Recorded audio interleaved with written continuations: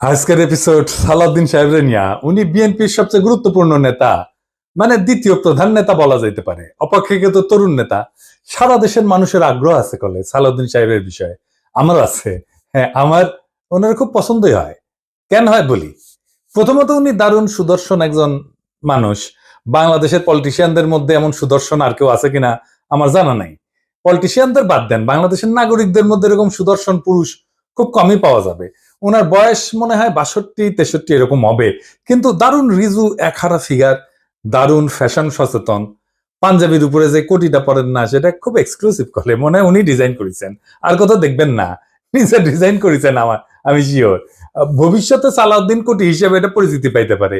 এগুলো তো গেল প্রশংসার দিক। উনি রূপালী পর্দার সেলিব্রিটি হইলে এই কথাগুলো এনাফ ছিল, কিন্তু উনি রাজনীতিবিদ, বাংলাদেশের প্রধান দলের বলা যায় দ্বিতীয় প্রধান রাজনৈতিক ব্যক্তি। তাই উনার যে কোনো আচরণ, যে কোনো ইতিহাস আমরা একদম মাইক্রোস্কোপের নিচে ফেলা দেখব। আমরা উনার সাম্প্রতিক ঔদ্ধত্য নিয়ে শুরু করতে পারি। দেখেন, একটু লক্ষ্য করেন, সিনিয়রদের প্রতি ওনার ন্যূনতম একটা সম্মান বোধ নাই। এখনই যে দলের মহা কিছু হয়ে গেছে, মঈন খানকে বক্তব্য দিতে থামাই দিল। পদত্যাগের ব্যাপারে আমরা লিখিত বক্তব্যে জানিয়েছি, আগেও জানিয়েছি। নিরাপত্তা উপদেষ্টা এবং আর দুইজন ছাত্র উপদেষ্টা যাদের কারণ আগেও জানিয়েছি।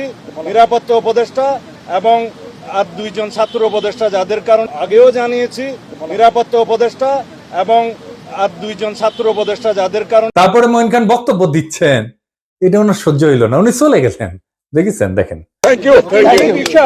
যে তিনটি বিষয় নিয়ে আমরা কথা বলেছি আপনারা শুনেছেন, সংস্কার, বিচার এবং নির্বাচন। আমরা স্পষ্ট ভাষায় বলেছি যে উনার নিজের দলের সিনিয়রদের যিনি সম্মান দেন না, উনি দেশের সাধারণ মানুষকে সম্মান দিবেন কিভাবে? আবার ওনার বক্তব্যের টোন দেখেন, মনে হয় ধমকায় ধমকায় কথা বলতেছেন। নিরাপত্তা উপদেষ্টা এবং আর দুইজন ছাত্র উপদেষ্টা যাদের কারণে এই সরকারের নিরপেক্ষতা ক্ষুণ্ণ হচ্ছে, তাদেরকে বাদ দেওয়ার জন্য আমরা আজকেও লিখিত বক্তব্য আমরা দিয়েছি। সেই আশ্বাস ওনারা দেখবেন, আমরা আমাদের বক্তব্য দিয়েছি। আবার পাশাপাশি আমির খসরু মাহমুদের বক্তব্য দেখেন, নম্র বিনয়ী ভাবে বলতেছেন, তাই না? দেখেন, আমি একটু বলি, মূলত সংস্কার এবং বিচার, নির্বাচন, এই তিনটার উপর আলোচনা হয়েছে। তো সালাউদ্দিন সাহেবের টোন দেখেন, আবার দেখেন। নিরাপত্তা উপদেষ্টা এবং আর দুইজন ছাত্র উপদেষ্টা যাদের কারণে এই সরকারের নিরপেক্ষতা ক্ষুণ্ণ হচ্ছে, তাদেরকে বাদ দেওয়ার জন্য আমরা আজকেও লিখিত বক্তব্য আমরা দিয়েছি। মনে হয় ধমকাইতেছেন। উনার ধমকানিরে কেউ তো দে, হ্যাঁ তো দে না। হ্যাঁ, সে বলে চুপপুরে সরাইলে সাংবিধানিক সংকট তৈরি হবে, আর প্রফেসর ইউনূস পদত্যাগ করলে জাতি নাকি বিকল্প বেছে নেবে। মানে চুপপুর কোনো বিকল্প নাই। হাসিনার যেমন বিকল্প ছিল না, চুপপুরও বিকল্প নাই। যাই হোক, এটা আওয়ামী লীগ বললে তো মানা যাইতো, এটা বিএনপি বলে যে চুপপুর কোনো বিকল্প নাই। কোন লেভেলের বেদবি দেখেন। সালাউদ্দিন সাহেবকে নিয়ে কয়েকটা প্রশ্ন উঠছে বলে, খুব গুরুতর প্রশ্ন, যেটার জবাব ওনারে দিতেই হবে, বিএনপিকেও দিতে হবে। কারণ বিএনপি ক্ষমতায় যাইতে চায়, সরকার গঠন করতে চায়, এবং বিএনপির মুখপাত্র সালাউদ্দিন সাহেব। আলাপ উঠিছে যে সালাউদ্দিন সাহেবের পোলা এস আলমের অফিসে বসতেছে। এই ব্যাপারে সালাউদ্দিন সাহেবের বক্তব্য কি? এস আলমের সাথে সালাউদ্দিন সাহেবের সম্পর্ক কি? এটা না একটা ব্যাখ্যা দেশবাসী জানতে চাইতে পারে। সারা দেশে একটা ধারণা প্রবল, সালাউদ্দিন সাহেব শেখ হাসিনার ক্যাশিয়ার, দুর্বৃত্ত, অলিগার্ক এস আলমকে, তার বাণিজ্যিক সাম্রাজ্যকে প্রোটেকশন দিতেছেন। সালাউদ্দিন সাহেবের স্পষ্ট বক্তব্য দেওয়া উচিত, বিএনপির স্পষ্ট বক্তব্য দেওয়া উচিত। সালাউদ্দিন সাহেব যখন ধরা পড়ছিলেন, গুম হয়েছিলেন যে বাসায়, ওইটা এস আলমের একজন কর্মচারীর বাসা ছিল। অদ্ভুত ব্যাপার না?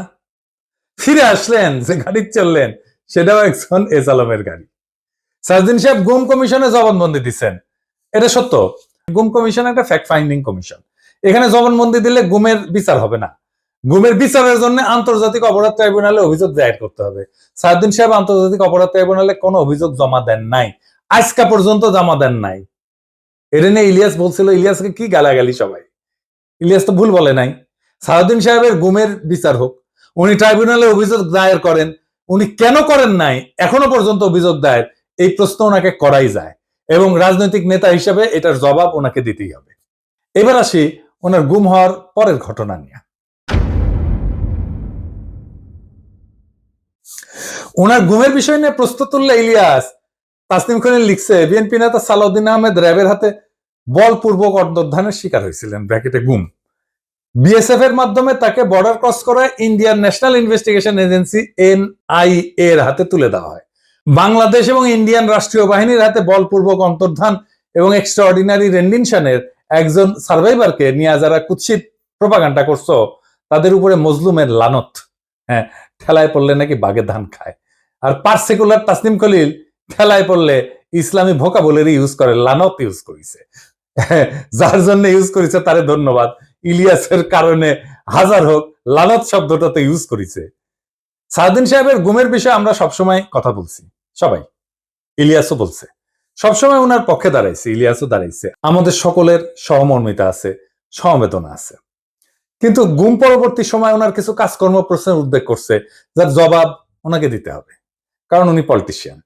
যাই হোক, উনি গুম হয়েছেন, এটার কারণে ওনাকে কোনো ইনডেমনিটি দেওয়া তো সম্ভব না। সম্ভব না। যাই হোক, এই প্রসঙ্গে বিস্তারিত না যে আমরা সালাউদ্দিন সাহেব গুমের পরে কেমন মজলুমের জীবন কাটাইছেন সেটা একটু দেখি। এটা শিলং এর সানরাইজ গেস্ট হাউস। ওইখানে সালাউদ্দিন সাহেব ছিলেন, হ্যাঁ, পুরো সময়টাই। রিভিউ ভালো, ভালো প্রপার্টি, মাশাআল্লাহ। শিলং এ কেউ বেড়াইতে যেতে চাইলে থাকতে পারেন, দেখেছেন? দেখেন কি সুন্দর জায়গাপত্র, দেখেছেন? এখানে সব ব্যবস্থা ভালো। ভিতরে যেখানে সালাউদ্দিন সাহেব দর্শনার্থীদের লুঙ্গি পরে দেখা দিতেন, সেটার ছবিও আছে, মিলাই দেখে নিয়েন। অতি আনন্দময় সফরের নিশ্চয়তা দিলাম, বিফলে মূল্য ফেরত দেওয়া হবে। আমরা কলে এই সানরাইজ গেস্ট হাউস কোনো পয়সা করে দেয় নাই বিজ্ঞাপনের জন্য, ফ্রি করলাম আর কি। পরিবেশটা সুন্দর না, কোনো হইচই আছে? হ্যাঁ, নাই। এখানে কিন্তু পুরো সময়টাই কাটাইছেন। উঠিছেন মে মাসের 2015 সালে। তার 2 মাস পরে ডেইলি স্টার এই রিপোর্টটা ছাপে, তিনি কেমন আছেন। এটা একটা বিলাসবহুল গেস্ট হাউস, রিপোর্টেই কইছে 4টা বেডরুম, উনি 2টা রুম ভাড়া নিছিলেন, কিন্তু থাকতেন একাই। দেখেন রিপোর্টে বলা আছে, অন্তত এই রিপোর্টে তাই বলতেছে। কিচেন আছে, খুব চমৎকার ড্রয়িং রুম আছে, ফায়ার প্লেস আছে, সবুজ লন আছে, পিসের সবুজ লন, এটা দেখে দেন। এইটা সে লাইব্রেরি আছে, বার আছে, তাতে মধ্যজাতীয় পানীয় আছে। সাদিন সাহেব একা একা খেলেন, হাঙ্কার না দিয়েছে, খাবেন না, কিছু করলাম নাহিনি। তাইলে সাদিন সাহেব একটা কথা কই, যে সত্যেন্দ্রনাথ দত্ত আছে না, ওনার মদিরা মঙ্গল নামে একটা প্যারোডি আছে। ওই যে ডিএল রায়ের বঙ্গ আমার জননী, আমার ধাত্রী, আমার দেশ, একটা গান আছে না, ওইটা দিয়ে এটা একটা প্যারোডি বানিয়েছিলেন, মদিরা মঙ্গল। উনি কইছিলেন, মদ্য আমার, পানীয় আমার, শরাব আমার পেগ, কেন কোম্পানির নজর দিল গো, কেন হলো গো ডিউটি পেগ।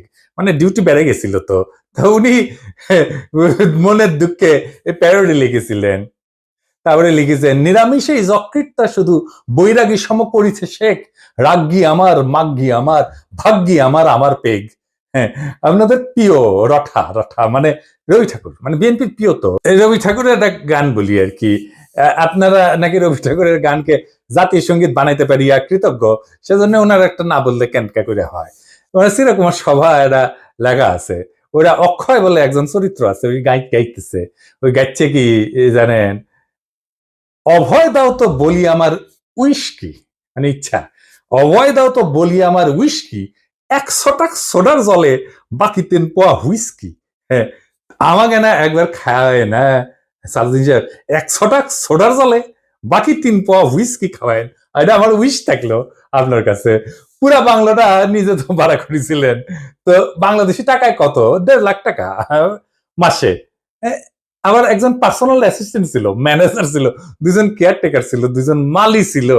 একটা হাইলি সিকিউরিড এরিয়া, কাছেই এয়ারফোর্সের অফিস, আর কয়া হয়েছে একটা গোয়েন্দা সংস্থার অফিস। আমরা ধারণা করি এটা রয়ের অফিস।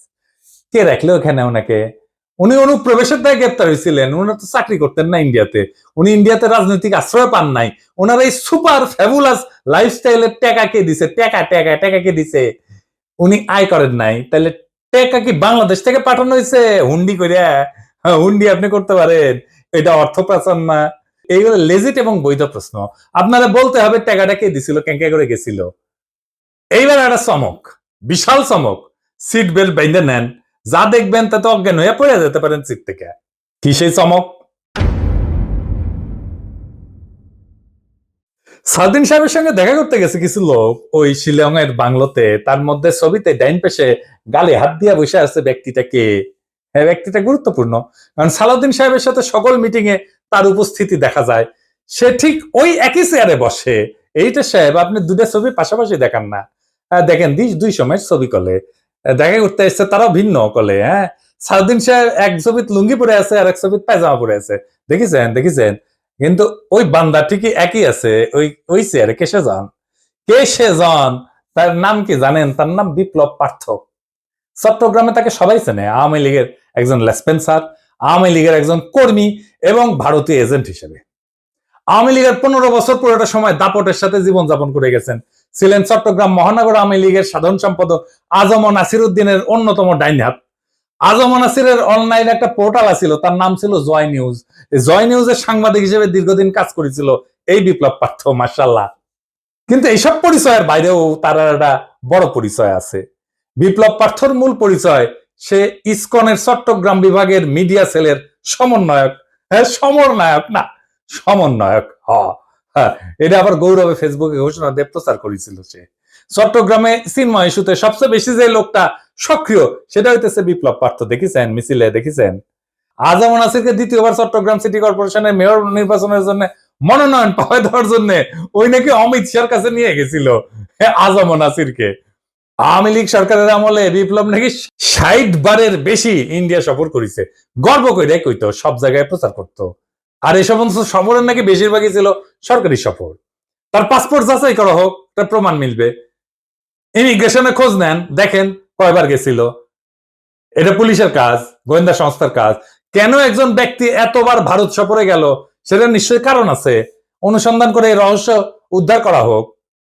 এতদিন আওয়ামী লীগ হইলেও, এত সাজলেও আওয়ামী লীগ সাজলেও 5ই আগস্টের পর হঠাৎ কইরা রূপ বদল করে বিএনপি হয়ে গেছে। সব প্রোগ্রামে যায় বিএনপি। একসময় সাংবাদিকতা করলে এখন পুরোপুরি বেকার করে এবং কাজ করে না। তো শোনা যায় আর কি যে ওক নাকি রয় ঢুকাইছে বিএনপির মধ্যে এবং বিএনপির সমস্ত তথ্য ভারতে পাচার করার জন্য। এমন একজন বিতর্কিত সেন্সিটিভ লোক ফ্যাসিবাদী সরকারের সময় কয়েকবার দেখা করছে সালাউদ্দিন সাহেবের সাথে। কি কারণে? সালাউদ্দিন সাহেবকে তো কইতে হবে কেন সে সব মিটিং এ থাকে। 5ই আগস্টের পর বিপ্লব পার্থ শেল্টার হইতেছে, গডফাদার হইতেছে বিএনপির আরেক স্থায়ী কমিটির সদস্য আমির খসরু মাহমুদ চৌধুরী। দেখেন ওর সাথে, দেখেন খালি ঘুরে বেড়ায়। স্বীকৃত, এটা প্রকাশ্য এবং স্বীকৃত।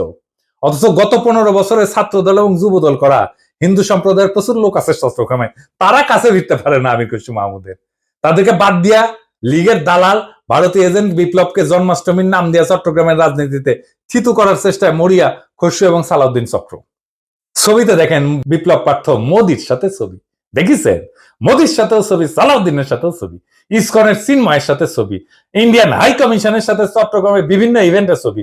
এবার বুঝেছেন তো আমির খসরু কেন অমিত শাহের সামনে জুলকাপ্পর নাম করতে যায়? কানেকশন বুঝেন? আমির খসরু, সালাউদ্দিন, ইসকন সব বরাবর। আর একটা ইস্যু আছে, সেটা হইতেছে মরাল ইস্যু। আমার স্কুলের বড় ভাই ডাক্তার ফিরোজ খুব ভালো ছাত্র ছিলেন। ডাক্তারি শেষ কইরা উনার ক্যারা উঠেছিল, উনি পলিটিক্স করবেন। খালেদা জিয়ার অ্যাসাইনমেন্ট অফিসার ছিলেন, খুব দাপুটের নেতা ছিলেন বিএনপির। শুনতাম উনি নাকি দুর্নীতি করে ফাটাই ফেলিছে। তারপরে শুনি 1/11 পর অস্ট্রেলিয়াতে গেছে। একটা ছোট্ট ঘরে 2 মেয়ে সহ পুরা পরিবার নিয়ে থাকতেন। ওই একই ঘরে থাকা, ঘুমানো। নিজে নাইট গার্ডের চাকরি করেছেন ডাক্তার হইয়া। হারিস চৌধুরী সিলেটের জমিদার বংশের ছেলে ছিল। রাজনীতি করে এসে সব হারিয়েছিলেন। 1/11 পরে থাকতেন পান্তপথে, খুবই দিনহীন ভাবে, পরিচয় লুকায়। মারাও গেছেন পরিচয় লুকায়, বেওয়ারিশ হিসাবে তাকে দাফন করা হয়েছিল। নিরাপত্তার কারণে পেট চালানোর জন্য চাঁদনি চকে কাপড়ের দোকানে কর্মচারীর কাজ করতেন। সেরা পাঞ্জাবি পরতেন, রিক্সায় চড়ার পয়সা ছিল না, হাইটে যেতেন। মির্জা ফখরুল নিজেই বলছেন, এই আওয়ামী লীগের আমলে বিএনপির নেতা কর্মীরা বাড়ি ছাড়া হয়ে ঢাকায় এসে রিক্সা চালায়, উনি কান্দিছিলেন, ফ্যাস ফ্যাস করে কান্দিছিলেন। আর আপনি সালাউদ্দিন সাহেব রাজার হালে থাকেন, শিলংয়ে লজ্জা লাগে না সালাউদ্দিন সাহেব? আপনার ভারতে থাকার টাইমে সকল খরচা কিভাবে করেছেন জাতিকে জানাইবেন। ইসকনের সাথে আপনার কি সম্পর্ক সেটাও জানাবেন। জাতির এটা জানার অধিকার আছে। 1975-এ সোহরাওয়ার্দীর বডিগার্ড জয় বাংলা হয়ে যাওয়ার পরে বেশ কিছু বছর কাটাল রানী ইন্ডিয়া ছিল। সেখান থেকে বাংলাদেশে ফিরে আমাদের উপরে স্টিম লোডার চালাইছে ফ্যাসিবাদের সাথ দিয়ে, আবার ভারতে পালায় গেছে। অনেকে বলে হাসিনা পালায় যাওয়ার পরে সালাউদ্দিন নামের এই বিএনপির নেতাকে ভারত বাংলাদেশে পুশব্যাক করে দিছে। এতদিন আসতে পারেননি উনি, তারপরে 1 সপ্তাহ যায়নি হাসিনা পড়ছে, উনারে পেটে দিল। আগে পাঠাচ্ছিল না। কাকতালীয় ভাবে জীবনের বড় একটা সময় হাসিনার চেয়েও বেশি সময় ভারতেই ছিলেন।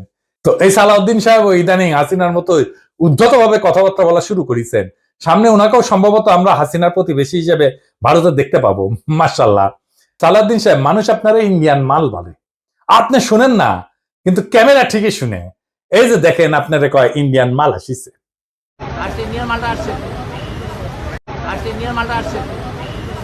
একজন নেতার চেহারা, পোশাক, স্টাইল, ফ্যাশন এ সমস্ত ইতিহাসের পাতায় জায়গা করে নেয় না। ইতিহাস মনে রাখে নেতৃত্বের সততা, আত্মত্যাগের পরিমাণ, আর সেই নেতার অবস্থান দুর্দিনে কোথায় ছিল। সালাউদ্দিন আহমেদ নিঃসন্দেহে গুমের শিকার হয়েছিলেন। সেই সময় দেশবাসী তার জন্য কাঁদছে। কিন্তু একজন মজলুম যখন বিলাসের চাদরে নিজেকে মুড়ায় ফেলেন, যখন নিজের গুমের বিচার আন্তর্জাতিকভাবে দাবি না কইরা তার রাজনৈতিক মূলধন বানায় ফেলেন, তখন প্রশ্ন ওঠেই। এবং এই প্রশ্ন তার ব্যক্তিগত না, সমগ্র বিরোধী দলের নৈতিক ভিত্তির উপরে আঘাত আনে। বিএনপিকেও বুঝতে হবে, সরকার বদলানোই রাজনীতি না। আদর্শ, ত্যাগ এবং গণমানুষের বিশ্বাস অর্জনই রাজনীতির মূল সোপান। আর সেই বিশ্বাস অর্জনের পথে সবচেয়ে বড় বাধা যদি হয় নিজের দলে থাকা সদ্য ভুক্তভোগী, ছায়া সুবিধাভোগী কিংবা একবিংশ শতকের গেস্ট হাউস রেভলিউশনারি, তাহলে শাসক পরিবর্তন হইলেও শাসন ব্যবস্থা বদলায় না। সালাউদ্দিন সাহেব, আপনি যদি সত্যি গণতন্ত্র চান, তাহলে সাংবাদিকের ধমকানো বন্ধ করেন, দলের সিনিয়রদের সম্মান করেন, জাতীয় ঐক্যের প্রতীক প্রফেসর ইউনূসকে তার যোগ্য সম্মান দেন, সম্মান নিয়ে কথা বলেন। আমরা চাইলে আর একটা প্রফেসর ইউনূসের মতো ফিগার পাবো না। চাইলে বটতলার উকিল হাজারো চুপ্পু পাওয়া যাবে। এস আলমের ছায়া থেকে বেড়ায় আসেন। আর সাহস থাকলে আন্তর্জাতিক অপরাধ ট্রাইব্যুনালে গিয়া বলেন, আমি গুম হয়েছিলাম, বিচার চাই। কারণ মানুষ আর একজন হাসিনা খুঁজতেছে না, তারা খুঁজতেছে এমন একজন নেতা যে প্রহসনের মুখোশ পইরা ট্র্যাজেডিকে উপহাস করে না। মানুষ ইতিহাসের পুনরাবৃত্তি চায় না, তারা ইতিহাস বদলাইতে চায়। তাই সিদ্ধান্ত আপনার সালাউদ্দিন সাহেব, আপনি ইতিহাস হবেন না আর একটা ব্যঙ্গাত্মক পুনরাবৃত্তি হবেন। আপনি বিশাল নেতা, আমরা অতি ক্ষুদ্র পিঁপড়া, কিন্তু মহাকালে যখন আমরা কেউই থাকবো না, সেই সময় এই ভিডিও থাকবে, প্রশ্নগুলো থাকবে, ইতিহাস জানবে। কেউ কেউ প্রশ্ন জারি রাখছিল, কেউ কেউ সবকিছু মেনে নেয় নাই। এইভাবে জাতি চ্যালেঞ্জ করবে সেই দলটাকে যারা আগামী সরকার গঠন করতে চায় একটা রক্তাক্ত বিপ্লবের পরে, যে বিপ্লবের আকাঙ্ক্ষা ছিল ভারতীয় আধিপত্যবাদ মুক্ত একটা দেশ। সেই দেশে যদি আবারও কারো ছায়ায় আসে সেই পুরনো ভারতীয় শকুন, সেই দলকে, সেই ব্যক্তিকে রুখে দেওয়া প্রত্যেক দেশপ্রেমিক বাংলাদেশের কর্তব্য। ইনকিলাব জিন্দাবাদ।